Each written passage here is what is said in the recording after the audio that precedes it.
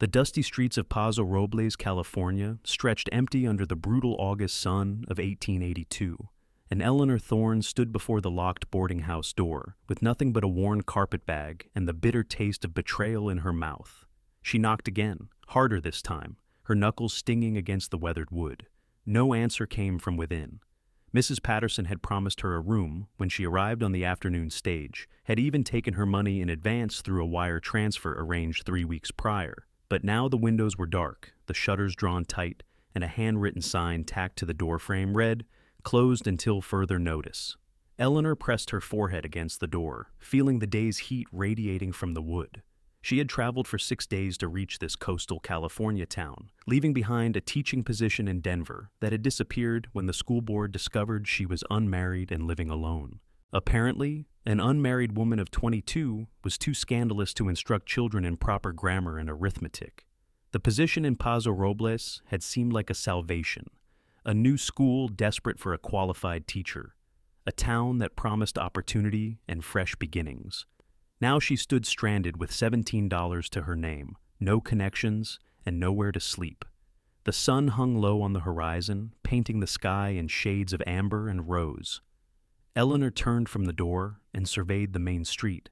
A few townspeople hurried about their evening business, casting curious glances her way before quickly averting their eyes. A woman alone, clearly desperate, was something to be avoided rather than assisted. She spotted a bench outside the general store and made her way toward it, her boots raising small clouds of dust with each step. At least she could sit while she figured out her next move. Perhaps she could find the schoolmaster, explain her situation, see if the teaching position came with any sort of advance or temporary lodging. Eleanor sank onto the bench and set her carpetbag beside her. The fabric was splitting along one seam, exposing the corner of her second dress, the blue cotton one her mother had sewn before the consumption took her. She tucked the fabric back inside and pressed her hands to her face, fighting the burning sensation behind her eyes. She would not cry. She had survived worse than this. The sound of boot heels on the wooden walkway made her look up. A man approached, tall and lean, with shoulders that suggested years of hard work. He wore a dusty brown hat pulled low, and his clothes marked him as a working cattleman, from the worn leather chaps to the faded blue shirt with its rolled-up sleeves. A bandana hung loosely around his neck, and a thick coating of trail dust covered him from head to toe. He slowed as he passed, his eyes catching on her carpetbag, then moving to her face. Eleanor straightened her spine and met his gaze, refusing to look away despite the vulnerability of her position. His eyes were a striking shade of gray-blue, like storm clouds over water, and they held an unexpected gentleness. "Evening, madam," he said, touching the brim of his hat. "Good evening," Eleanor replied, her voice steadier than she felt. He hesitated, glancing back toward the boarded-up boarding house. "You waiting for someone?" "I was supposed to have a room at Mrs. Patterson's establishment," Eleanor said, seeing no point in deception. "But it appears she has closed her doors rather unexpectedly." The cowboy frowned, following her gaze to the shuttered building. "Mary Patterson left town 4 days ago. Her sister up in San Francisco took ill, and she went to care for her. Won't be back for weeks from what I heard." Eleanor's stomach dropped. "I see. You just arrived?" "On the 4 o'clock stage." He shifted his weight, and she noticed the way he carried himself, alert but not aggressive, aware of his surroundings in the manner of someone accustomed to watching for danger. "You got people here in Paso Robles?" "I was meant to start a position at the school. I am a teacher." She heard the slight defensiveness in her own voice.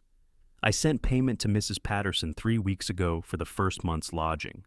The cowboy removed his hat, revealing dark brown hair dampened with sweat and pressed flat from the hat's pressure. He ran a hand through it, and Eleanor found herself noticing the strong lines of his face, the shadow of stubble along his jaw, the way the setting sun caught in his eyes. "The schoolmaster is Samuel Wright," he said, "but he left yesterday for Sacramento. Some kind of meeting with the education board. Won't be back until next week." The situation was worse than Eleanor had imagined. She swallowed hard and nodded. "Thank you for the information." The cowboy replaced his hat, but did not move on.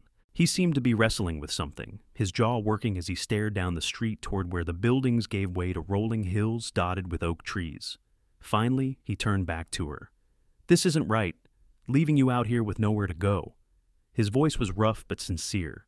I have a ranch about 4 miles east of town. Small operation, just me and a couple of hired hands. My home has room for you tonight. You would be safe there, I give you my word." Eleanor's first instinct was refusal. She knew the dangers of accepting such an offer from a strange man, knew how quickly desperation could lead a woman into situations from which there was no return. But as she looked at his face, at the genuine concern in his eyes, at the way he stood with his hat in his hands like a supplicant rather than a threat, something in her recognized honor. "I do not even know your name," she said softly. "Frank Holloway. I run cattle and breed horses. Been in these parts for 7 years now." He gestured vaguely eastward. "Got a good reputation in town. You can ask anyone. My housekeeper, Rosa, lives on the property with her husband, Miguel. They can vouch for my character, and Rosa would be there to provide proper company for you." Eleanor considered her options.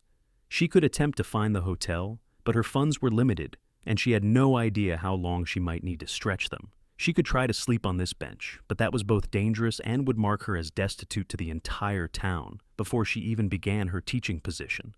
Or she could trust this stranger with the storm cloud eyes who spoke to her with respect and offered shelter without any visible expectation of return. "Why would you help me?" she asked, needing to understand. Frank looked down at his hat, turning it slowly in his hands. "My mother was once stranded in a town with no help and no money. A family took her in, treated her with kindness, and asked nothing in return. She always said that kindness saved her life. I suppose I figure if I can do the same for someone else, I should." The simplicity of his answer, the quiet way he spoke of his mother, made Eleanor's decision. She stood, picking up her carpetbag. "My name is Eleanor Thorne, and I would be grateful for your assistance, Mr. Holloway." Relief crossed his features. "Please, call me Frank. Let me take that for you." He reached for her bag, and she allowed him to take it, noting the calluses on his hands, the strength in his grip. "My wagon is at the livery.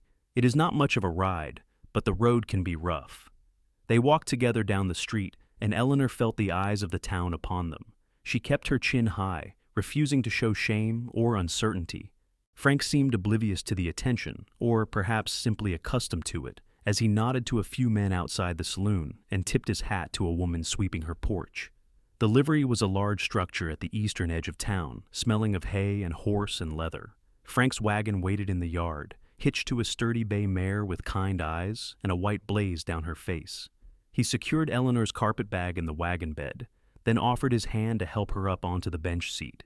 His hand was warm and steady, and Eleanor felt a small shock at the contact, of awareness that ran up her arm and settled somewhere in her chest. She climbed up quickly, settling her skirts around her, and Frank released her hand to walk around to the driver's side. He swung up with easy grace and took the reins. The mare started forward without need for urging, clearly familiar with the route home. As they left the town behind, the landscape opened up into golden hills dotted with the distinctive shapes of coast-live oaks, their branches spreading wide to create islands of shade in the grassland. The evening air cooled quickly, carrying the scent of dry grass and distant ocean salt. "How did you come to teaching?" Frank asked after a few minutes of comfortable silence. Eleanor watched the road ahead, grateful for the distraction of conversation. "My mother was a teacher before she married. She taught me to read when I was very young, and I discovered I loved it. After she passed, when I was 17, I needed a way to support myself. Teaching seemed the natural choice." "You have no other family?" "My father died when I was 12. There was an older brother, but he went west to seek gold in Nevada, and I have not heard from him in years." She paused, then added, "I prefer not to speak of him." Frank nodded, asking no further questions on that front. "What made you choose California?" "The opportunity," Eleanor said simply, "and perhaps the desire to see the ocean. I have read about it, but never witnessed it myself." "You will see it from the ranch," Frank said, and she heard the pride in his voice. "My property runs up into the hills, and from the high pasture, you can look west and see the water stretching to the horizon. It is something special, especially at sunset." They rode on, and Eleanor found herself relaxing despite the strangeness of the situation. Frank drove with competent ease, and the rhythmic sound of the horse's hooves and the creak of the wagon created a soothing background. The sky deepened from rose to purple, and the first stars began to appear overhead. "Tell me about your ranch," Eleanor said, genuinely curious now. Started with 100 acres 7 years back, Frank said. Bought it with money I saved working cattle drives up from Texas. Built the house myself, with help from Miguel and some other hands. Now, I have about 300 head of cattle, and I am developing a line of horses, crossing Mustang stock with thoroughbreds to create animals suited for ranch work, but with better temperament and endurance. It is a good life, honest work.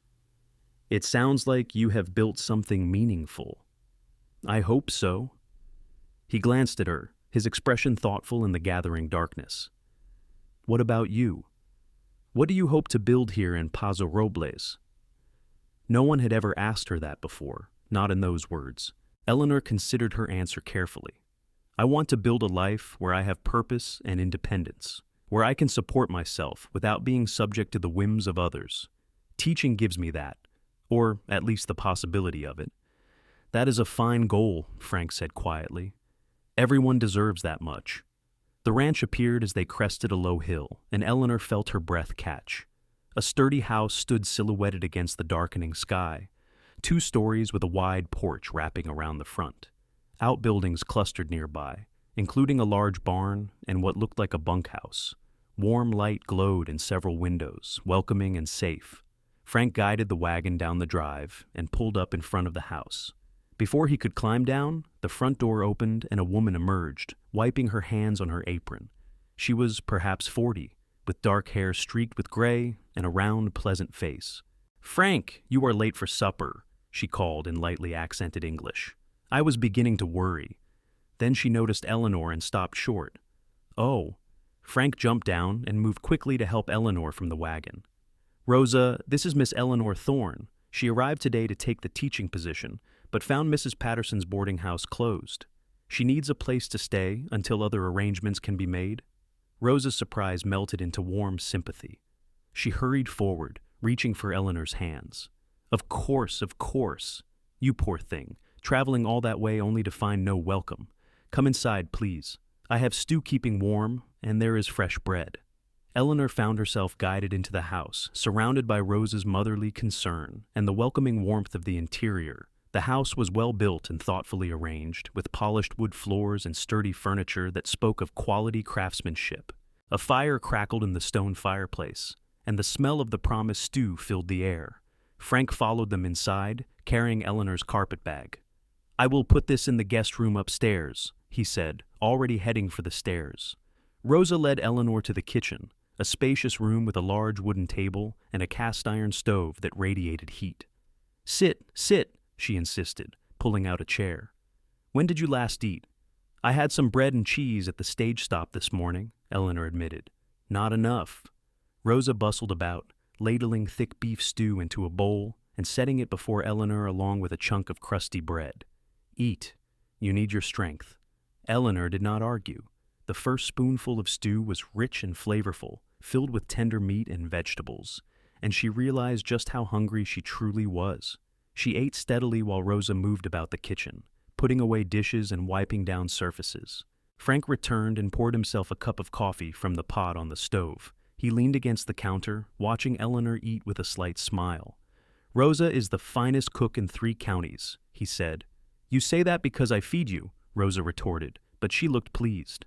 "Miguel will be back from checking the fence line soon. We live in the small house just beyond the barn, but I come each morning to cook and clean, and I am here most evenings as well." "Frank mentioned you when he invited me here," Eleanor said, meeting Rosa's eyes. "I am very grateful for your presence and your hospitality." Rosa waved a hand dismissively, but her expression was kind. Any woman would help another in need. This is nothing special, just human decency. Eleanor finished her stew, and Rosa immediately offered seconds, which she accepted gratefully. Frank refilled his coffee and poured a cup for Eleanor as well, adding a bit of sugar without asking. She noticed the small gesture, the quiet attentiveness it suggested.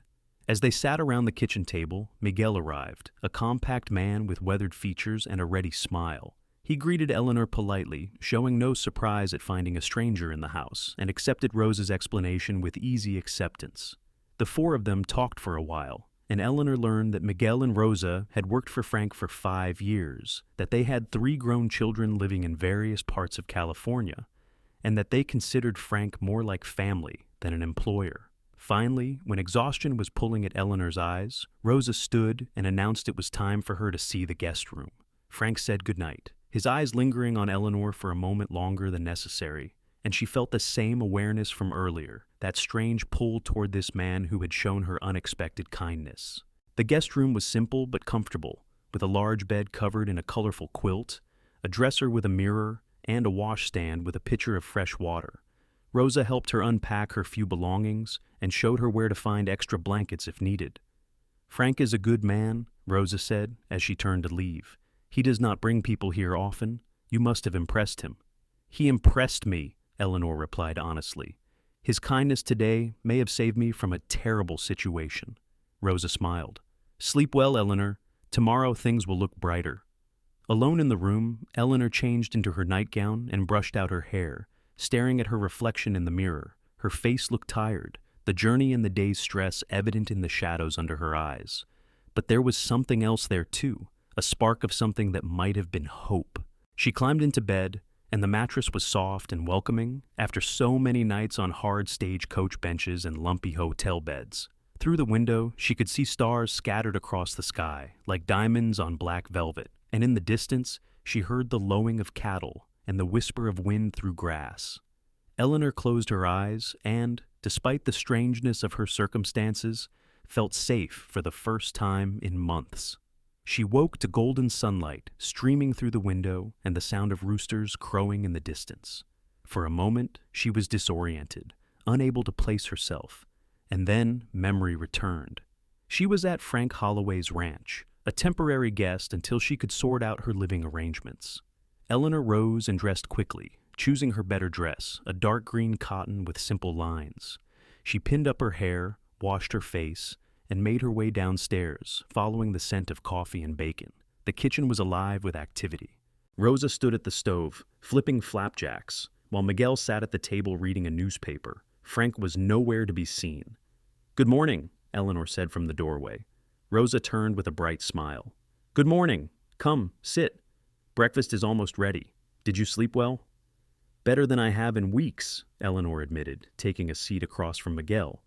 "That is good. A good bed makes all the difference." Rosa set a plate of flapjacks and bacon before her, along with a jar of honey and a cup of coffee. "Frank is already out checking on a mare that is due to foal any day now. He will be back soon." Eleanor ate her breakfast, listening to Rosa and Miguel discuss the day's tasks in a comfortable blend of English and Spanish. Their ease with each other, the obvious affection in their interactions, created a warm atmosphere that made the house feel like a home, rather than just a building. Frank returned as Eleanor was finishing her second cup of coffee. He looked freshly washed, his hair still damp, his shirt clean. "Good morning," he said, his eyes finding Eleanor immediately. "I hope you rested well." "Very well, thank you. And thank you again for your hospitality. I should go into town today and try to sort out my situation with the school and find proper lodging." Frank poured himself coffee and leaned against the counter. "I will drive you in after I finish morning chores, but there is no rush. The hotel in town is expensive, and if Mrs. Patterson prepaid your room money, you should try to recover that first. I would not want to impose on your generosity any longer than necessary. It is not an imposition," Frank said firmly. "You are welcome to stay here until your teaching position begins and you have sorted out permanent housing. It makes no sense for you to waste your money on the hotel when we have a perfectly good guest room sitting empty." Rosa nodded vigorously. "He is right. Stay here. It is no trouble at all." Eleanor hesitated, torn between proper social expectations and practical reality. The truth was that Frank's offer made sense financially, and the presence of Rosa and Miguel provided sufficient propriety. "If you are certain," she said slowly.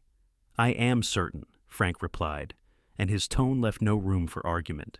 They drove to town mid-morning, and Frank took Eleanor first to the school, a neat white building on the edge of town, with a bell tower and a small yard. The building was locked, but they found a neighbor who confirmed that Mr. Wright would not return until the following Monday. Next, they attempted to track down information about Mrs. Patterson and Eleanor's prepaid room money. The town's banker, a fussy man named Mr. Grisham, informed them that Mrs. Patterson had not left any instructions regarding tenant deposits before her departure, but he would send a wire to San Francisco to inquire. "It could take weeks to sort this out," Mr. Grisham said apologetically. "Mrs. Patterson's sister is quite ill, and I doubt she is thinking about business matters at the moment." Eleanor felt frustration building, but kept her expression calm. "I understand. Please let me know when you hear anything." As they left the bank, Frank touched her elbow gently. "Don't let this discourage you. We will figure it out." The confidence in his voice, the easy way he said "we," as if her problems were now shared, made something flutter in Eleanor's chest. She looked up at him, at the strong line of his jaw and the kindness in his eyes, and felt a sudden rush of gratitude that threatened to overwhelm her composure. "You barely know me," she said quietly. "Yet you have shown me more kindness than anyone in my life has in a very long time." Frank's expression softened. "Maybe that says more about the people in your life than anything else. You seem like a person worth knowing, Eleanor, worth helping." The use of her first name, spoken in his deep, warm voice, sent a shiver through her that had nothing to do with the cool morning air. She looked away, suddenly shy, and Frank cleared his throat. "There is a dry goods store down the street. Do you need anything, supplies, or such?" Eleanor shook her head. "I have what I need for now."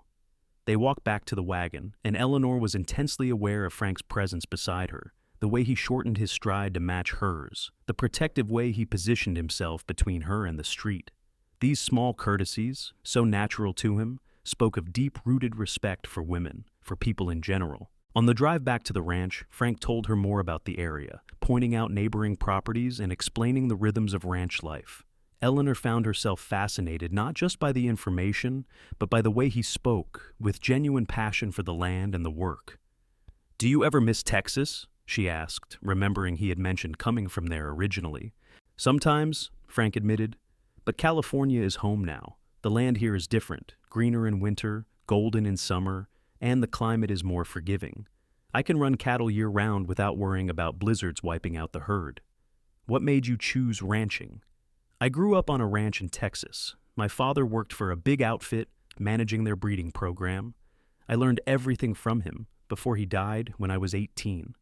Frank's hands were steady on the reins, but Eleanor heard the old grief in his voice. "After he passed, my mother and I had nothing. The ranch owner gave us a little money, but not what we were owed. I worked cattle drives for years, saving every penny, determined to have my own place where no one could take it away." "And your mother?" "She died 6 years ago, just after I bought the first 100 acres. She was so proud that day, seeing the deed with my name on it." Frank smiled, but it was bittersweet. "She always said the land would be my legacy. I just wish she had lived to see what it has become."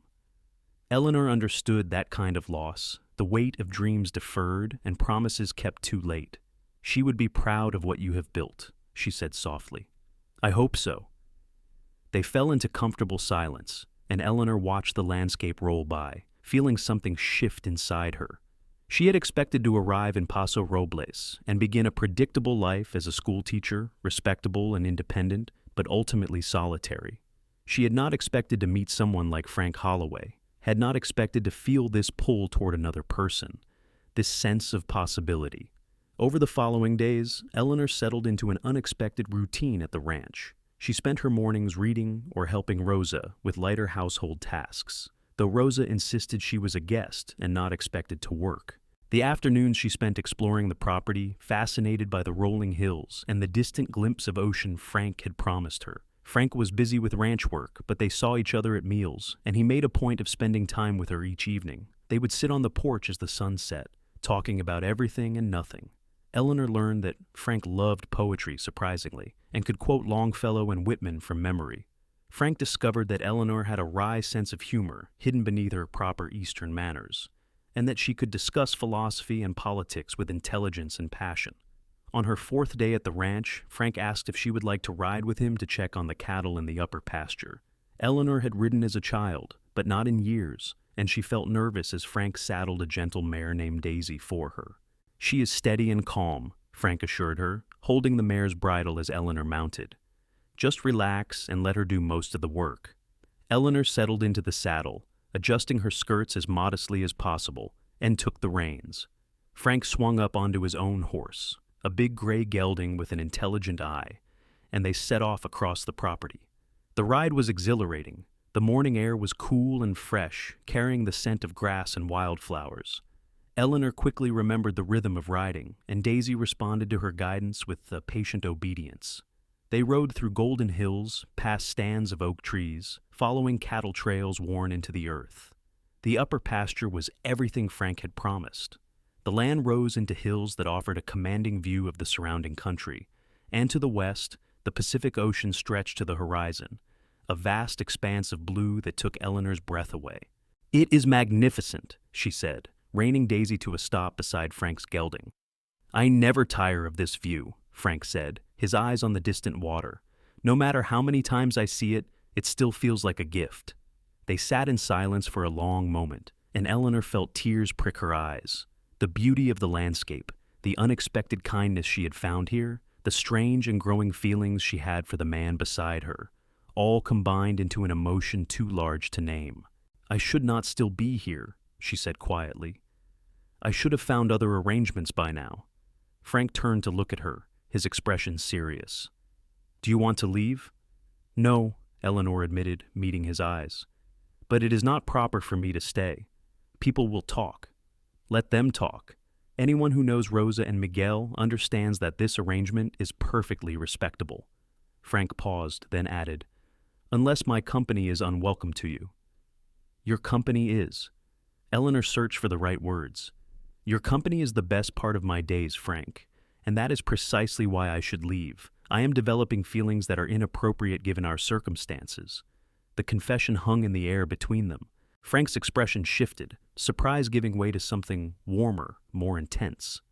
"Eleanor, I have been fighting the same feelings since the moment I saw you sitting on that bench looking lost and determined all at once. I knew I should not offer you my home, knew it would complicate things, but I could not leave you there alone." Eleanor's heart pounded in her chest. "We barely know each other." "I know enough," Frank said firmly. "I know you are strong and intelligent. I know you have courage, coming all this way alone to start a new life. I know you are kind to Rosa and patient with Miguel's stories. I know that when you smile, it feels like the sun coming out. I know that I want to know everything else there is to learn about you, if you will let me." "Frank," Eleanor whispered, and she heard the longing in her own voice. He dismounted and moved to stand beside Daisy, looking up at Eleanor. "I will not rush you, and I will not take advantage of this situation. But I need you to know that my feelings are sincere. You have become important to me, Eleanor, more important than I thought possible in such a short time." Eleanor looked down at him, at the honesty in his face, and made a decision that would change everything. She swung her leg over the saddle and let Frank help her down, his hands strong and steady on her waist. She did not step back when her feet touched the ground, and neither did he. "I have spent my whole life being careful," Eleanor said, her hands resting on Frank's forearms. "Being proper and sensible and never taking risks. But standing here now, looking at you, I think perhaps it is time I stopped being so afraid." Frank lifted one hand to cup her cheek, his thumb brushing gently across her skin. "I would never hurt you," he said softly. "That is a promise I will keep for as long as I live." Then he kissed her, gentle and tentative, giving her every opportunity to pull away. But Eleanor did not pull away. Instead, she leaned into him, her hands sliding up to his shoulders, and kissed him back with all the pent-up emotion of the past few days. When they finally broke apart, both breathing hard, Frank rested his forehead against hers. "I have wanted to do that since the day I met you," he admitted. Eleanor laughed, the sound bright and free. "I have wanted you to do that since the day you met me." They stood together in the golden grass, the ocean spread out before them, and Eleanor felt something fundamental shift in her understanding of the world. She had come to California seeking independence and security, but perhaps she had also been seeking this connection, this feeling of being truly seen and valued by another person. Over the next week, as Eleanor waited for Mr. Wright to return and her teaching position to officially begin, her relationship with Frank deepened in quiet, meaningful ways. They were careful to maintain propriety around Rosa and Miguel, but they stole moments together, walking in the evening, talking late into the night on the porch, learning each other's histories and dreams. Eleanor told Frank about her childhood, about her mother's gentle teaching, and her father's sudden death from a heart ailment. She told him about her brother Jacob, who had left for the gold fields when she was 15 and sent money for 2 years before the letters stopped coming. She did not know if he was dead or simply gone, and the not knowing was sometimes worse than certainty. Frank told her about growing up in Texas, about learning to ride before he could read, about the years spent on cattle drives that were both grueling and formative. He told her about the loneliness of building the ranch alone, about the satisfaction of creating something lasting with his own hands. "I always thought I would do this with someone," he admitted one evening as they sat on the porch watching the stars emerge. "Build the ranch, create a real home, raise a family. But I never met anyone who made me want that badly enough to actually pursue it. Until now." Eleanor's hand found his in the darkness between their chairs. "I always assumed I would never marry, that I was too practical, too independent to interest any man, and that the men I met saw a woman alone and thought she must be desperate enough to accept anything." "You are not desperate," Frank said firmly. "You are remarkable, and any man who does not see that is a fool." "You are not a fool," Eleanor said softly. "No," Frank agreed, raising her hand to his lips and kissing her knuckles gently. "I am the luckiest man in California." When Monday finally arrived, Frank drove Eleanor into town to meet with Samuel Wright, the schoolmaster. Wright was a thin, nervous man in his 50s with wire-rimmed spectacles and ink stains on his fingers. He met them at the school, apologizing profusely for being absent when Eleanor arrived. "I had no idea you were coming so soon," he said, wringing his hands. "Mrs. Patterson usually handles housing arrangements for new teachers, and I assumed she had everything in order for you." "Unfortunately, Mrs. Patterson had a family emergency and left town," Eleanor explained. "But I have been well cared for in her absence." Mr. Wright glanced at Frank with obvious curiosity but was too polite to ask directly. Instead, he launched into a detailed explanation of the teaching position. The school served children aged 5 to 14, with varying levels of education. Eleanor would be expected to teach reading, writing, arithmetic, history, and basic science. The position paid $30 a month, with salary paid at the end of each month. "As for housing," Mr. Wright continued, "the school board typically provides a small cottage for the teacher. It is not much, just 2 rooms, but it is clean and sound. However, it is currently occupied by my elderly mother-in-law, who has been quite ill. We are trying to arrange other care for her, but it may take a few more weeks." Eleanor felt disappointment settle in her stomach. "I see. I am so sorry for this complication," Mr. Wright said earnestly. "If you need to delay your start date until housing is available, we can certainly arrange that." "Miss Thorne is staying at my ranch with proper chaperonage until suitable housing is available," Frank said, his voice leaving no room for judgment. "She can begin teaching immediately if needed." Mr. Wright looked relieved. "Oh, wonderful. Then could you start next Monday? That will give you the rest of this week to prepare lessons and familiarize yourself with the curriculum." Eleanor agreed, and they spent the next hour discussing textbooks, student rosters, and expectations. When they finally left the school, Eleanor felt a mixture of excitement and anxiety. The teaching position was real and imminent, which meant her time at the ranch, her time with Frank, was drawing to a close. As if reading her thoughts, Frank said quietly as they drove out of town, "You do not have to leave the ranch when you start teaching, Eleanor, not unless you want to." "People will talk," Eleanor said, though her heart was not in the objection. "Let them talk. Rosa and Miguel provide propriety, and anyone who questions your character will answer to me." Frank glanced at her, his expression intense. "I know it is fast. I know we have only known each other for a short time, but I do not want you to leave. I want you to stay at the ranch, to let this thing between us grow into whatever it is meant to become." Eleanor was silent for a long moment, weighing propriety against desire, social expectations against personal happiness. Finally, she said, "I want to stay, but Frank, we need to be clear about what this means. I will not be your mistress or your charity case. If I stay, I need to pay rent, to contribute to the household. I need to maintain my independence." "I would expect nothing less," Frank said firmly. "You are right. When you start earning your teaching salary, we will work out a fair arrangement. And Eleanor, I would never ask you to compromise your principles or your independence. That is one of the things I love most about you." The word love hung in the air between them, acknowledged but not yet fully spoken. Eleanor felt it settle around her heart like a warm blanket, and she reached for Frank's hand, holding tight as they drove home through the golden California afternoon. The following week passed in a blur of preparation. Eleanor spent hours at the school, reviewing textbooks and planning lessons, organizing the classroom, and trying to memorize the names of the 37 students on her roster. Frank helped her in the evenings, testing her on arithmetic problems and listening to her practice reading passages. Rosa made curtains for the classroom windows, cheerful yellow gingham that brightened the space. Miguel repaired a wobbly desk and fixed the loose board on the front steps. It felt like the whole household was invested in Eleanor's success, and the support meant more to her than she could easily express. On Sunday evening, the night before her first day of teaching, Eleanor was too nervous to eat much dinner. She kept thinking of all the things that could go wrong, all the ways she might fail to meet expectations. Frank found her on the porch after dinner, staring out at the darkening hills. He settled into the chair beside her and waited, patient and calm. "What if I am terrible at this?" Eleanor finally said.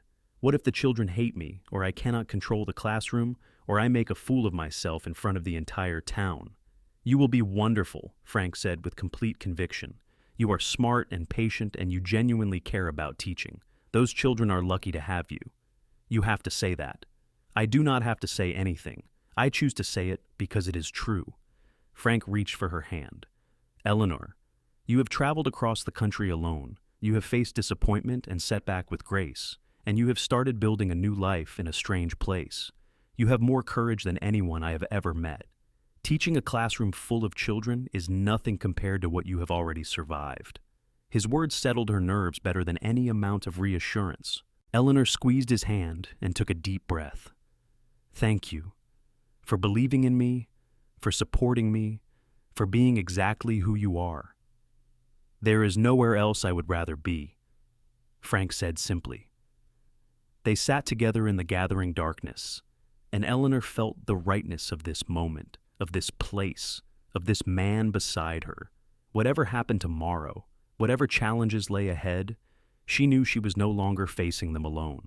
Her first day of teaching was both exactly what she expected and nothing like it at all. The children were a mixture of ages and abilities, from 5-year-old twins who could barely write their names to a serious 14-year-old boy who read at an adult level. Some were eager to learn, others clearly would rather be anywhere else, and a few seemed determined to test her authority. Eleanor drew on every lesson her mother had taught her, every technique she had learned in her previous position. She was firm but fair, setting clear expectations while also showing genuine interest in each child. By the end of the day, she was exhausted but exhilarated. She had survived, and more than that, she had succeeded. Frank picked her up after school, having arranged to adjust his schedule to accommodate her teaching hours. The concern in his face melted into relief when he saw her smile. "It went well?" he asked as she climbed into the wagon. "It went wonderfully," Eleanor said, and launched into a detailed recounting of the day's events. Frank listened with rapt attention, asking questions and celebrating her small victories. Over the following weeks, Eleanor fell into a comfortable rhythm. She taught 5 days a week, spending her evenings preparing lessons and her weekends grading papers and planning ahead. Frank adjusted his work schedule to drive her to and from school each day, and those wagon rides became precious time for them to talk and simply be together. The town gradually accepted the arrangement, especially after Rosa made a point of attending church each Sunday and mentioning loudly how proper everything was at the ranch, how Eleanor had her own room, and Rosa was there constantly to provide companionship. A few busybodies clucked their tongues, but most people seemed willing to give Eleanor the benefit of the doubt, especially after they saw how well she taught their children. One Saturday afternoon in late September, Frank took Eleanor back to the upper pasture, where he had first kissed her. They rode slowly, enjoying the autumn sunshine and the golden grass rippling in the breeze. "I have been thinking," Frank said as they reached the hilltop and dismounted, "about the future, about what I want my life to look like." Eleanor felt her heart begin to race, sensing the importance of this moment. "And what do you want?" Frank took both her hands in his expression serious and tender at once. "I want you, Eleanor. I want to wake up every morning knowing you are here. I want to hear about your day teaching and tell you about mine on the ranch. I want to build a real life with you, a partnership in every sense of the word." "Frank," Eleanor whispered, tears pricking her eyes. "I know it has only been a few months," Frank continued, "and I know we said we would take things slowly. But, Eleanor, I have never been more certain of anything in my life. I love you. I love your strength and your intelligence and your compassion. I love the way you see the world and the way you challenge me to be better. I love who I am when I am with you." "I love you too," Eleanor said, the words spilling out with absolute certainty. "I have been afraid to say it, afraid it was too soon or too much. But I love you, Frank. You have given me not just shelter, but a home. Not just kindness, but true partnership. You see me as I am and value me for it." Frank pulled a small box from his pocket, and Eleanor's breath caught. He opened it to reveal a simple gold band with a small diamond, modest but beautiful. "Eleanor Thorne, would you do me the great honor of becoming my wife?" "Yes," Eleanor said without hesitation. "Yes, absolutely yes." Frank slipped the ring onto her finger, and then he was kissing her, and she was kissing him back, and the whole world seemed to narrow down to just this moment, this man, this perfect beginning. When they finally pulled apart, both laughing and crying at once, Frank said, "We can have as long an engagement as you want. I do not want you to feel rushed or pressured." "I do not feel rushed," Eleanor said firmly. "I feel like my life is finally beginning in earnest. Let us marry soon, Frank. Why wait when we are both certain?" "Are you sure?" "I have never been more sure of anything." They rode back to the ranch in a daze of happiness, and Rosa took one look at Eleanor's face and let out a shriek of joy. Within minutes, Miguel was shaking Frank's hand and Rosa was hugging Eleanor, and there was talk of weddings and celebrations. "Nothing too elaborate," Eleanor said, laughing at Rosa's enthusiasm. "Just something simple and meaningful. We can have it at the ranch," Frank suggested, "on the upper pasture with the ocean view. If the weather holds, it could be beautiful." "That sounds perfect," Eleanor agreed. They set the date for mid-October, just 6 weeks away. It was fast by conventional standards, but Eleanor had long since stopped caring about convention. She sent a letter to her brother Jacob at his last known address, though she held little hope it would reach him. She had no other family to invite, no one who needed to approve her choice. Frank had a few friends from neighboring ranches, and of course Rosa and Miguel would be there. Mr. Wright offered to stand as witness, clearly delighted that his new school teacher was marrying such a respected member of the community. The minister, an elderly man named Reverend Thompson, agreed to perform the ceremony despite the brief courtship, won over by the obvious love between Frank and Eleanor. Eleanor continued teaching, though she could not hide her joy from the children. They noticed the ring on her finger and asked 1,000 questions, which she answered with patience and good humor. She explained that she would continue teaching after her marriage, that a woman could be both a wife and a professional, and she hoped she was planting seeds in the minds of her female students, that they too could build lives with multiple dimensions. The weeks flew by in a rush of preparation. Eleanor sewed herself a simple but elegant wedding dress in cream-colored silk, working on it in the evenings while Frank read aloud to her or worked on ranch accounts. Rosa planned a feast, determined to feed everyone properly. Miguel built a small platform on the upper pasture where the ceremony would take place. The morning of the wedding dawned clear and warm, one of those perfect California days where the sky seemed impossibly blue and the air smelled of grass and ocean. Eleanor woke early, her heart pounding with a mixture of excitement and nerves. Rosa helped her dress, pinning her hair up with small white flowers and arranging the veil.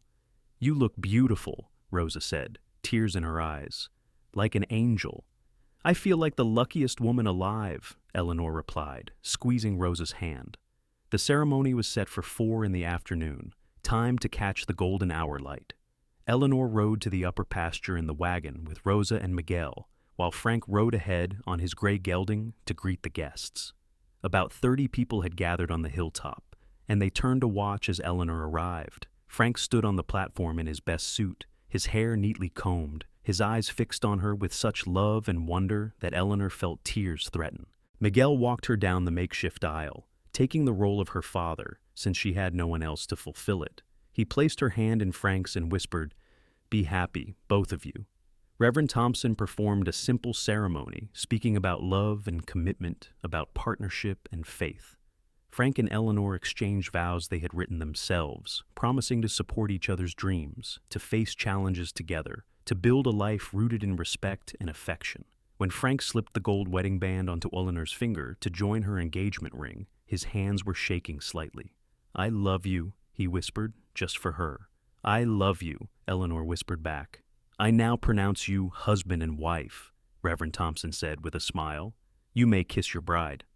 And Frank did, thoroughly and tenderly, while their friends and neighbors applauded and cheered. When they finally broke apart, both grinning foolishly, Eleanor looked around at the people gathered on the hilltop, at the ocean stretching to the horizon, at the golden land rolling away in every direction, and felt a profound sense of homecoming. This was her life now, her choice, her future, and it was more than she had ever dreamed possible. The celebration feast at the ranch lasted well into the evening. Rosa had outdone herself with roasted meats, fresh vegetables, bread, and several pies. The neighbors brought more food and drink, and someone produced a fiddle, and there was dancing on the front lawn as the sun set in spectacular fashion. Eleanor danced with Frank, with Miguel, with Mr. Wright, and several of her students' fathers. She laughed more than she had in years, feeling truly and completely happy. Frank stayed close, his hand finding hers whenever they were near each other, his eyes constantly seeking her out in the crowd. As the evening grew late and guests began to depart, Rosa and Miguel slipped away to their cottage, leaving Frank and Eleanor alone at the main house. They stood on the porch, watching the last wagons disappear down the drive, and Eleanor leaned into Frank's solid warmth. "How do you feel, Mrs. Holloway?" Frank asked, his arm coming around her waist. Eleanor tested the name, rolling it around in her mind. Mrs. Holloway. Eleanor Holloway. It felt right. Felt like coming home. "I feel like the luckiest woman in the world," she said. Frank led her inside and up the stairs, but not to the guest room where she had spent the past months. Instead, he guided her to the master bedroom, a space she had never entered before. It was simple but masculine, with heavy furniture and plain curtains. "We will redecorate however you want," Frank said, suddenly nervous. "Make it ours instead of just mine." Eleanor turned to face him, her hands coming up to frame his face. "Frank Holloway, I do not care about the furniture or the curtains. I care about you, about us, about this life we are building together." He kissed her then, long and deep, and there was a new quality to it, a promise of things to come. Eleanor felt a flutter of nerves, but also anticipation. She trusted Frank completely, trusted his gentleness and his respect for her. That night, Eleanor learned what it meant to truly belong to another person, and to have them belong to her in return. Frank was patient and tender, attentive to her needs and responses, and Eleanor discovered that physical intimacy with someone you loved and trusted was not something to be feared, but rather a profound expression of connection. Afterward, as they lay tangled together in the darkness, Frank traced lazy patterns on her shoulder. "I cannot believe you are actually here," he murmured, "that you married me." "Where else would I be?" Eleanor asked, pressing a kiss to his chest. "You are my home now, Frank. Wherever you are is where I belong." "You will not miss your independence, your life before?" Eleanor considered the question seriously. "I miss nothing about my old life. I was alone and constantly worried about survival, about maintaining propriety while having no real security. This, what we have, is not a loss of independence. It is a choice to share my life with someone who respects me as an equal. That is not a sacrifice. It is a gift." Frank pulled her closer, his arms strong and warm around her. "You are the gift, Eleanor. Every day with you is a gift." They fell asleep wrapped in each other, and Eleanor's last conscious thought was that she had finally found what she had been searching for all her life without quite knowing it, a place to truly belong. The months that followed were a time of adjustment and joy. Eleanor continued teaching, growing more confident in her abilities and building real relationships with her students and their families. Frank's ranch thrived, with several successful foals born and the cattle herd growing steadily. They settled into domestic rhythms that felt both mundane and miraculous. Eleanor helped with ranch bookkeeping in the evenings, discovering she had a talent for organization and numbers. Frank began joining her at school events, proud to be known as the teacher's husband. They attended church on Sundays, had neighbors over for dinners, and were gradually woven into the social fabric of Paso Robles.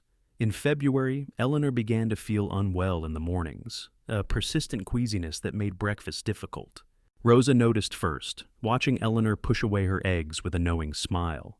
"How long have you been sick in the mornings?" Rosa asked gently when they were alone. "About 2 weeks," Eleanor admitted. "I thought perhaps I had caught something from one of the students. Or perhaps you were expecting a baby," Rosa said. Eleanor froze, the possibility suddenly obvious. She counted back weeks in her mind and realized her courses were late, quite late. "Oh," she said faintly. "Oh my." "This is good news, yes?" Rosa asked, suddenly concerned. "Yes," Eleanor said quickly. "Yes, it is wonderful news. I am just surprised. We were not trying to prevent it, but I had not really thought it would happen so quickly." "These things happen when they are meant to," Rosa said wisely. "Have you told Frank?" "Not yet. I wanted to be certain first." Rosa patted her hand. "See the doctor in town to confirm. But trust me, I have been through this 3 times. I know the signs."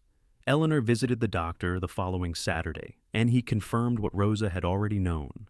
She was about 8 weeks pregnant, due in early September. The doctor gave her instructions for maintaining her health and assured her that she could continue teaching as long as she felt able.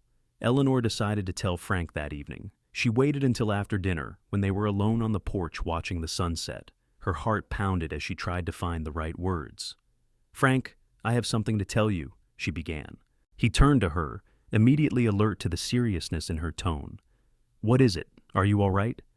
"I am more than all right," Eleanor said, taking his hand. "Frank, I am pregnant. We are going to have a baby." His expression went through a rapid series of changes. Shock, wonder, joy, concern. "Are you sure? Are you healthy? What did the doctor say?" Eleanor laughed at his rush of questions. "Yes, I am sure. Yes, I am healthy. The doctor says everything looks perfectly normal, and I am due in early September." "A baby," Frank said wonderingly. He placed his hand gently on her still flat stomach. "Our baby. Eleanor, I cannot believe it. This is incredible." "You are happy?" Eleanor asked, needing to hear him say it. "Happy does not begin to cover it," Frank said, pulling her into his arms. "I am thrilled, terrified, overwhelmed, and so grateful I can barely speak. A baby. We are going to be parents." They held each other as the sun set, talking excitedly about the future, about names and nurseries, and all the changes a child would bring. Frank was already making plans to convert the small room next to their bedroom into a nursery, talking about building a cradle and getting Rosa to sew blankets. "You will be a wonderful father," Eleanor said, watching the joy and determination in his face. "I hope so," Frank said seriously. "I want to give our child everything I did not have: security, a real home, parents who love each other and work together. I want them to grow up knowing they are valued and safe." "They will have all of that," Eleanor assured him. "We will make sure of it together." News of the pregnancy spread quickly, and the community responded with warmth and generosity. Eleanor's students were excited at the prospect of their teacher having a baby, and several mothers offered advice and hand-me-down baby clothes. Rosa was over the moon, already planning to help with childcare, so Eleanor could continue teaching if she wished. As spring turned to summer, Eleanor's pregnancy became more visible. She stopped teaching at the end of the school year in June, planning to take the summer to prepare for the baby's arrival and rest. The school board assured her that her position would be waiting whenever she was ready to return, a testament to how valued she had become in the community. The nursery took shape under Frank's careful attention. He built a beautiful cradle from oak wood, sanding it smooth and finishing it with careful precision. Rosa sewed curtains and blankets, creating a cozy space filled with light and warmth. Eleanor spent hours in the room, folding tiny clothes and imagining the child who would soon occupy this space. In late August, as her due date approached, Eleanor felt simultaneously impatient and unprepared. She was large and uncomfortable, her back ached constantly, and she was exhausted from the heat. But she was also filled with anticipation, eager to meet the child she and Frank had created. Frank hovered anxiously, trying to do everything for her. Eleanor found it both endearing and frustrating, though she understood his concern came from love. "I am pregnant, not made of glass," she told him one particularly hot afternoon when he tried to prevent her from walking to the barn. "I know," Frank said, "but you are carrying our child, and that makes you infinitely precious. Please let me take care of you." How could she argue with that? Eleanor accepted his hand and let him walk beside her, steadying her when her balance faltered. Labor began on September the 3rd, just after midnight. Eleanor woke Frank with a gasp as the first contraction seized her, and within minutes the household was in organized chaos. Miguel was sent to fetch the doctor and the midwife. Rosa took charge of Eleanor, and Frank paced anxiously downstairs, banned from the bedroom until the actual delivery. The labor was long and difficult, lasting through the night and into the next day. Eleanor drew on every ounce of strength she possessed, supported by Rosa's steady presence and the midwife's calm guidance. When Frank was finally allowed back into the room, his face was pale with worry. "I am all right," Eleanor gasped between contractions. Almost there. Frank held her hand, offering what comfort he could, and at 2 p.m. on September 4th, 1883, their son was born. He emerged red-faced and howling, immediately protesting his entrance into the world. "A boy," the midwife announced, placing the baby on Eleanor's chest. "A healthy, strong boy." Eleanor looked down at her son, at his tiny, perfect features and shock of dark hair, and felt her heart expand in ways she had not known were possible. "Hello," she whispered. "Hello, little one." Frank was crying openly, his hand trembling as he reached out to touch the baby's head. "He is perfect," Frank said hoarsely. "Eleanor, he is absolutely perfect." They named him Matthew Frank Holloway, and he became the center of their universe. Frank was a devoted father, eager to help with every aspect of Matthew's care. He woke for the middle of the night feedings, changed diapers without complaint, and walked the floor for hours when Matthew was fussy. Eleanor watched her husband transform into a father and fell even more deeply in love with him. The way he held Matthew with such tender care, despite his large, work-roughened hands, never failed to move her. The way he sang to the baby in the evenings, old cowboy songs in his deep, rumbling voice, became her favorite part of the day. Rosa was an honorary grandmother, always ready to hold Matthew or offer advice. Miguel carved wooden toys for the baby, declaring he would teach Matthew to ride as soon as he was old enough to sit a horse. When Matthew was 3 months old, Eleanor decided she wanted to return to teaching, at least part-time. Frank supported her decision completely, and they arranged for Rosa to care for Matthew during the school hours. It was not easy, leaving her son each day, but Eleanor found she was a better mother for having her own work and identity beyond motherhood. The years passed in a blur of joy and challenge. Matthew grew from infant to toddler to small boy, full of energy and curiosity. He had Frank's gray-blue eyes and Eleanor's intelligence, a combination that kept them constantly entertained and occasionally exhausted. When Matthew was 3, Eleanor became pregnant again. This time the pregnancy was easier, perhaps because she knew what to expect. Their daughter, Sarah Rose Holloway, was born in the spring of 1886, a calm and peaceful baby who seemed content just to observe the world around her. Frank was just as devoted to Sarah as he was to Matthew, proving that his love was not limited or diminished by division. He treated his daughter with the same respect and attention he gave his son, never suggesting that her gender made her less important or capable.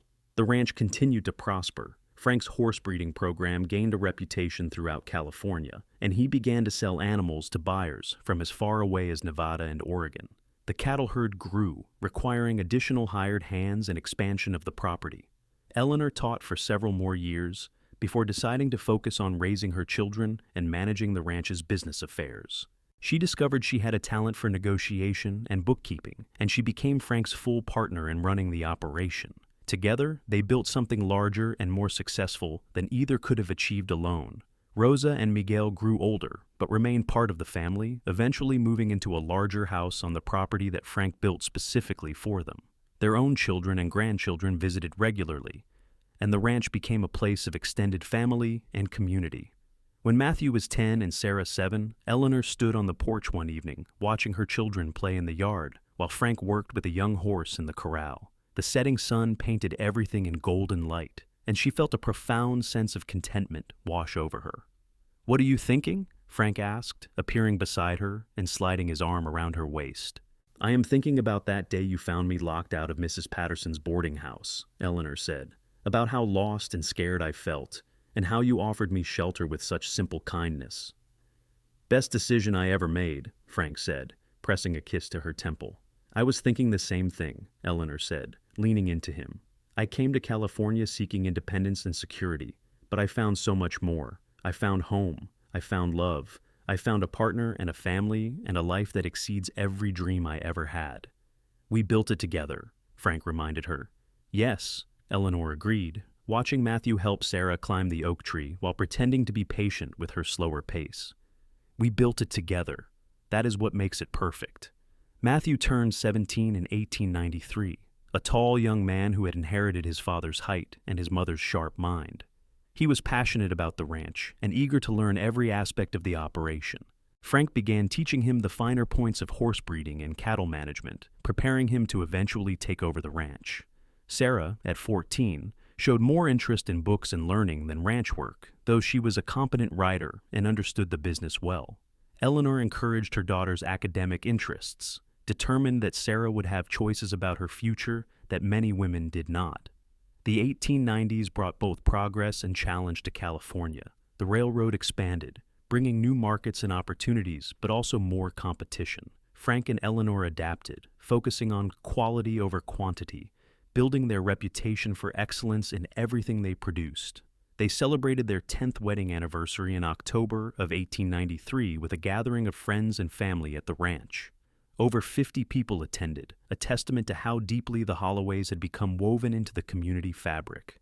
As Eleanor stood beside Frank that evening, watching their guests dance and celebrate, she reflected on the decade that had passed since their wedding. They had built a successful ranch, raised 2 healthy children, and created a marriage based on mutual respect and deep affection. There had been challenges, droughts, difficult births, illnesses, market downturns.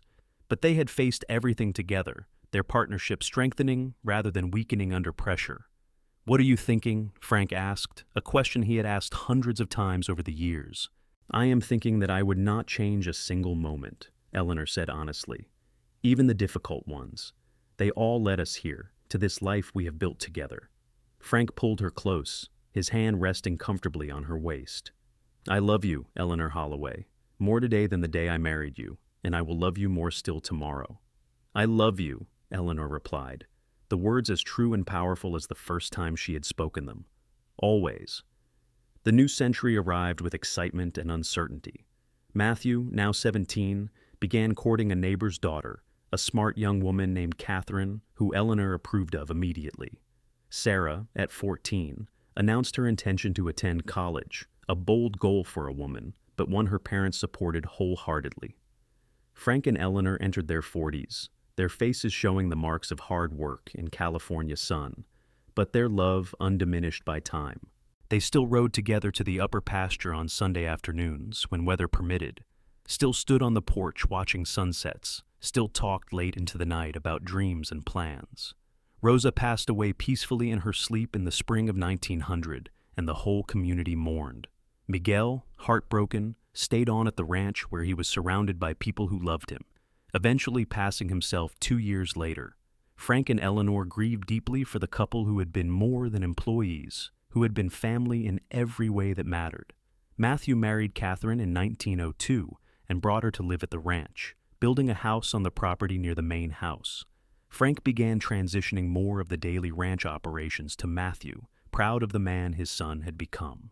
Sarah left for college in San Francisco in 1903, one of only a handful of women in her class. Eleanor missed her daughter terribly, but was fiercely proud of Sarah's courage and determination. Frank and Eleanor found themselves with an empty nest for the first time in 20 years. The main house, once constantly full of activity and noise, was suddenly quiet. "It is strange, is it not?" Eleanor said one evening as they sat on the porch. "All those years wishing for a moment of peace, and now that we have it, I find I miss the chaos." Frank chuckled. "We raise them to be independent and successful. We cannot complain when they actually become those things." "I am not complaining," Eleanor clarified, "just adjusting." "Well, if you get too lonely, I am sure Matthew and Catherine will provide us with grandchildren soon enough," Frank said with a grin. He was right. Their first grandchild, a boy named Frank after his grandfather, was born in 1904. Sarah returned from college with a degree in literature and a passion for teaching, taking a position at a girls' school in San Francisco, but visiting the ranch regularly. Frank and Eleanor grew into grandparenthood with joy and enthusiasm. They had the luxury of enjoying the babies and children without the constant responsibility of raising them, and they reveled in it. Frank taught young Frank to ride, just as he had taught Matthew. Eleanor read stories to her grandchildren, just as her mother had once read to her. In 1910, Frank and Eleanor celebrated their 25th wedding anniversary. Their children organized a massive celebration at the ranch, and over 100 people attended. Friends from across California came, along with neighbors, business associates, and students Eleanor had taught over the years. As Eleanor looked around at the crowd, at the 3 grandchildren playing in the yard, at Matthew and Catherine managing the food tables, at Sarah laughing with old friends, at Frank standing beside her with silver threading his dark hair, but his eyes still that same striking gray blue, she felt overwhelmed with gratitude. "We did it," she said quietly to Frank. "We built a life, a real life." "We did," Frank agreed, taking her hand. "And I would do it all again in a heartbeat. Every moment, every challenge, every joy. As long as it was with you." "Always with you," Eleanor said, squeezing his hand. They stood together as the sun set over the California hills, the ocean glinting in the distance, surrounded by the family and community they had built over 25 years of partnership and love. The ranch that Frank had started alone and Eleanor had helped build into something magnificent stretched around them, a testament to hard work and shared dreams. Matthew raised a toast, calling for everyone's attention. "To my parents," he said, his voice carrying across the crowd, "who taught me by example what it means to build a partnership based on respect, love, and shared purpose. Who showed me that a strong marriage is not about one person dominating the other, but about 2 people lifting each other up. To Frank and Eleanor Holloway, the finest parents and the best example anyone could ask for." "To Frank and Eleanor," the crowd echoed, raising their glasses. Eleanor felt tears on her cheeks as Frank pulled her close. She thought back to that terrified young woman standing before a locked boarding house door with nowhere to go and no one to help her. She thought about the cowboy who had stopped and offered his home, asking nothing in return. She thought about the first kiss on the hilltop, the wedding at sunset, the birth of their children, the 1,000 small moments that had woven together into a lifetime. "Thank you," she whispered to Frank. "For what?" "For seeing me that day, for stopping, for offering me room for one night that became a lifetime." Frank kissed her forehead, then her lips, gentle and sweet. "Thank you for saying yes, for trusting me, for building this life with me. You are the best thing that ever happened to me, Eleanor Holloway." "And you to me," Eleanor said. As the celebration continued around them, as their grandchildren played and their son and daughter laughed and their friends danced, Frank and Eleanor stood together on the porch of the home they had built, watching the sun set over the land they had worked together, surrounded by the family they had created, living the life they had chosen. It had started with a simple act of kindness, a cowboy offering shelter to a stranded woman, but it had grown into something magnificent, a partnership built on mutual respect, a love that deepened with time, a family rooted in honor and affection, and a legacy that would continue long after they were gone. The years continued to pass, each bringing its own joys and sorrows. Frank and Eleanor grew older together, their hair turning gray, their faces mapping out the years with lines and wrinkles that told stories of laughter and sun and life fully lived. Sarah married in 1912, a fellow teacher she met in San Francisco. Matthew and Catherine had 2 more children, giving Frank and Eleanor a total of 5 grandchildren who filled the ranch with energy and joy during visits. In 1915, Frank fell from a horse and broke his leg badly. The injury healed, but left him with a permanent limp, slowing him down for the first time in his life. Eleanor nursed him through the recovery with patient devotion, and Frank learned to accept help with grace, a lesson that did not come easily to a man who had built his life on independence and hard work. "We are getting old," Frank said one evening, as Eleanor helped him up the stairs to bed. "We are not old," Eleanor corrected. "We are experienced. There is a difference."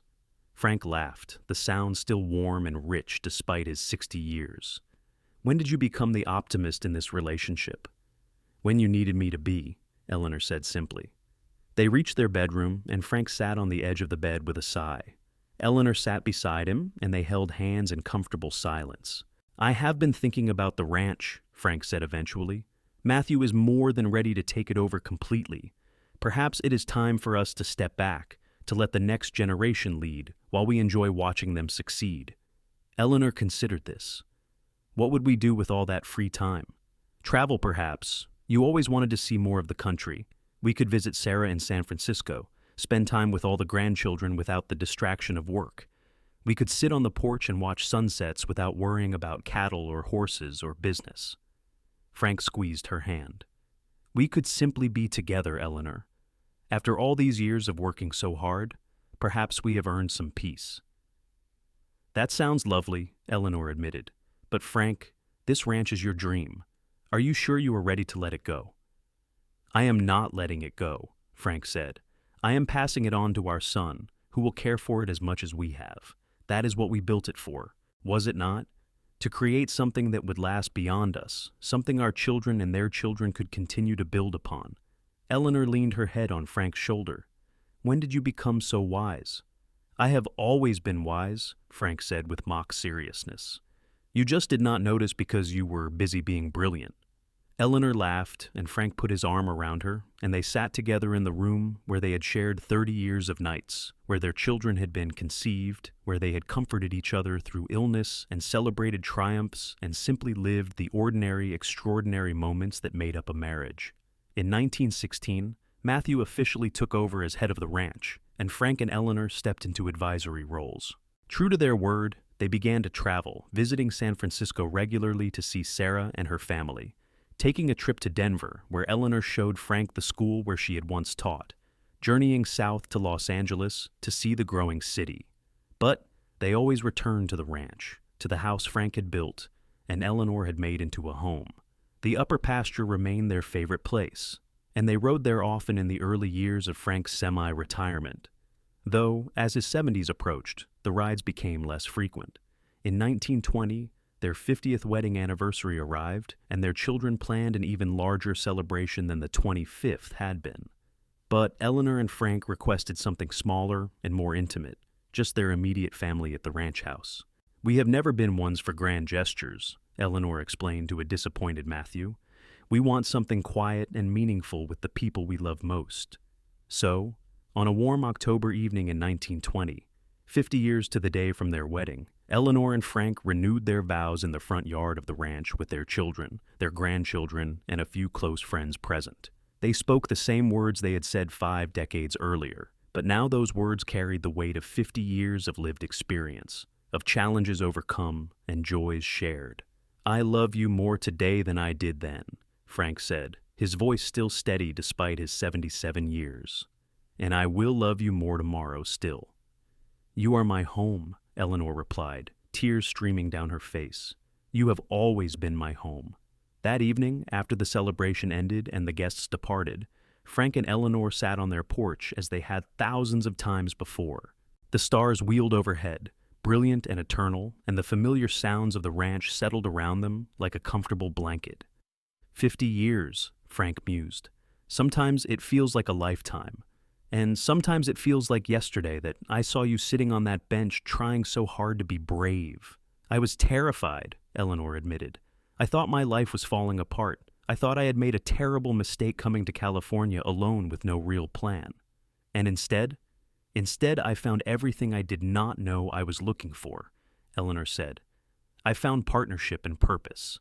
I found a man who treated me as an equal, even when society said he did not have to. I found a love that sustained me through everything life threw at us. I found home. Frank was quiet for a long moment. Then he said, I have been thinking about my mother lately, about the story she used to tell me, about being stranded and desperate, and someone helping her without expecting anything in return. I used to think that was why I stopped to help you that day, because of her story and her lessons about kindness. And now I think it was fate, Frank said simply. I think the universe knew we were meant to find each other, that we would build something together that neither of us could have built alone. I think everything in both our lives led us to that moment outside Mrs. Patterson's boarding house, to the exact instant when we needed each other most. Eleanor considered this, thinking about the chain of events that had brought her to Paso Robles, the loss of her teaching position, the advertisement for a new teacher needed in California, Mrs. Patterson's unexpected departure, Any one of those things could have been different, and their lives would never have intersected.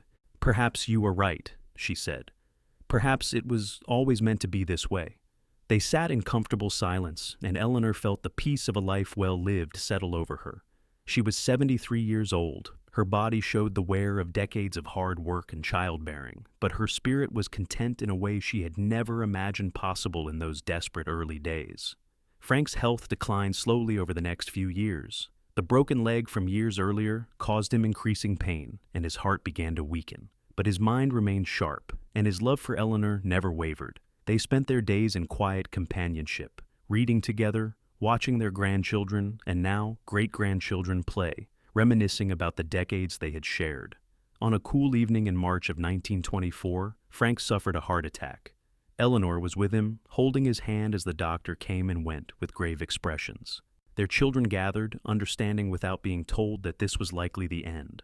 Frank rallied briefly that night, and he asked Eleanor to sit with him alone. She dismissed the others gently and settled into the chair beside his bed, taking his hand in both of hers. "I am not afraid," Frank said, his voice weak but clear. "I have lived a good life, Eleanor, a life far beyond what I ever dreamed possible, and that is entirely because of you." "Don't," Eleanor said, tears already flowing. "Please don't say goodbye, not yet." "We knew this day would come eventually," Frank said gently. "We have had 54 years together, my love. That is more than most people get. That is a gift beyond measure." "It is not enough," Eleanor whispered. "It will never be enough." "I know." Frank raised his other hand with effort and cupped her cheek. "But Eleanor, you made me so happy. Every single day with you was a joy. Even the hard days, the difficult times, were bearable because I faced them with you. Do you understand? You gave me everything I ever wanted and so much more." "You gave me the same," Eleanor said, leaning into his touch. "You saved me that day, Frank. Not just from being locked out of a boarding house, but from a life of loneliness and struggle. You gave me partnership and respect and love. You gave me a family and a home and a purpose. You gave me everything." "Then we are even," Frank said with a weak smile. "And Eleanor, I need you to promise me something." "Anything?" "Promise me you will not stop living when I am gone. Promise me you will continue to ride up to the upper pasture and watch the sunsets. Promise me you will laugh with our grandchildren and tell them stories. Promise me you will remember our life together with joy instead of just grief." "I promise," Eleanor said, though the words nearly choked her. "But Frank, I do not know how to be in this world without you." "You do," Frank said with absolute certainty. "You are the strongest person I have ever known. You will grieve, and that is right and proper. But then you will keep living, because that is who you are. You will honor what we built together by continuing to live fully and with purpose." They talked through the night, reminiscing about their decades together, laughing through tears at cherished memories. Frank told her again how beautiful she had looked on their wedding day, how proud he was of the mother she had been, how much he admired her strength and intelligence. Eleanor told him about the day she realized she loved him, about watching him with their newborn son and knowing she had made the right choice, about the 1,000 small moments that had made up their extraordinary life together. As dawn broke through the window, painting the room in soft gold light, Frank's breathing changed. Eleanor called for the children, and they gathered around his bed, a family united in grief and love. Frank looked at each of them, his eyes lingering on Matthew and Sarah, and then he turned back to Eleanor. "I love you," he whispered. "Always." "Always," Eleanor whispered back, and she was holding his hand when he took his last breath and slipped peacefully away. The grief was overwhelming in those first days and weeks. Eleanor felt like half of herself had been torn away, leaving a wound that would never fully heal. But true to her promise, she did not stop living. She leaned on her children and grandchildren, accepted the support of the community, and slowly found her way back to a version of herself that could function without Frank's physical presence. She continued to live at the ranch, in the house Frank had built so many decades ago. Matthew wanted her to move in with him and Catherine, but Eleanor refused gently. The main house held too many memories, both joyful and painful, and she needed to be surrounded by them.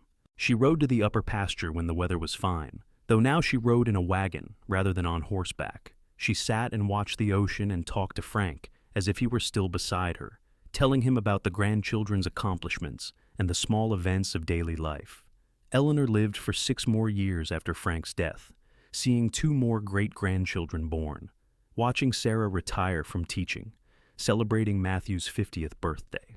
She remained sharp and engaged, a beloved matriarch who held the family together with her strength and wisdom. On a warm September evening in 1930, Eleanor passed away peacefully in her sleep. She was 83 years old, and when they found her the next morning, there was a smile on her face and Frank's worn pocket watch clutched in her hand. They buried her beside Frank on the hilltop pasture, where they had first kissed and later married, with the ocean stretching to the horizon and the golden California hills rolling away in every direction. The entire community turned out for the funeral, testifying to the impact Eleanor Holloway had made during her nearly 50 years in Paso Robles. Matthew stood at the graveside, surrounded by his children and grandchildren, and spoke about his parents with love and admiration. "They showed us what a true partnership looks like," he said. "They built something together that will last long after they are gone, a family rooted in love and respect, a ranch that will provide for generations to come, and a legacy of kindness and integrity that we will all strive to honor." As the service concluded and people began to drift away, Sarah stayed behind with her brother.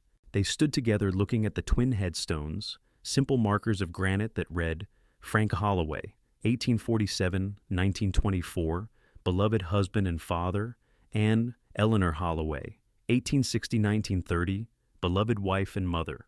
"Do you remember the story," Sarah asked Matthew, "about how they met?" "Of course. Father found Mother locked out of Mrs. Patterson's boarding house with nowhere to go. He said, 'My home has room for you tonight.' One night turned into a lifetime," Sarah said softly. 54 years together. That is rare, is it not? That kind of love." "It is," Matthew agreed. "But they worked for it. It was not just luck or fate. They chose each other every single day, through good times and bad. That is what made it special." They stood in silence for a few more minutes, and then Sarah said, "I am glad they are together again. I think Mother has been waiting for this since the day Father died. She lived fully like she promised him, but a part of her was always with him." "And now they are both at peace," Matthew said, "together, as they always were meant to be." The ranch continued under Matthew's management and eventually passed to his son, young Frank, who proved as capable and devoted as his grandfather had been. The Holloway family remained rooted in Paso Robles, and the story of Frank and Eleanor became part of family legend, told and retold to each new generation. The house Frank built still stands, solid and enduring, updated over the decades but retaining its essential character. The upper pasture remains a special place for the family, used for weddings and celebrations and quiet moments of reflection. And on clear days, when the light hits just right, you can almost see them there, a cowboy and a teacher, hand in hand, watching the sunset over the land they loved and the life they built together from nothing more than kindness, courage, and an enduring love that transcended time itself. Their story began with a simple offer of shelter to a stranger with nowhere else to go. It grew into a partnership that weathered every storm and celebrated every joy. It became a legacy of love and respect that influenced generations. And it ended, as all great love stories do, not with an ending at all, but with the promise that some bonds are so strong, so fundamental, that they transcend even death itself. Frank and Eleanor Holloway built more than a successful ranch in those golden California hills. They built a life of meaning and purpose. They built a family rooted in love and integrity. They built a partnership that stood as an example to everyone who knew them. And they built a love story for the ages, one that began with a cowboy seeing a woman in need and saying the words that would change both their lives forever. "My home has room for you tonight." That room, offered with such simple kindness on a dusty August evening in 1882, became a home they shared for over 50 years. It became the foundation of everything meaningful in both their lives. It became, in the end, everything either of them had ever needed or wanted. And in the rolling hills east of Paso Robles, California, where the ocean meets the golden land and the sky stretches forever, that home still stands as a testament to what can be built when two people choose each other with open hearts and unwavering commitment. The Holloway Ranch remains, generation after generation, a living reminder that the greatest legacies are not built of wealth or fame, but of love, partnership, and the simple human kindness of offering room to someone who needs it most.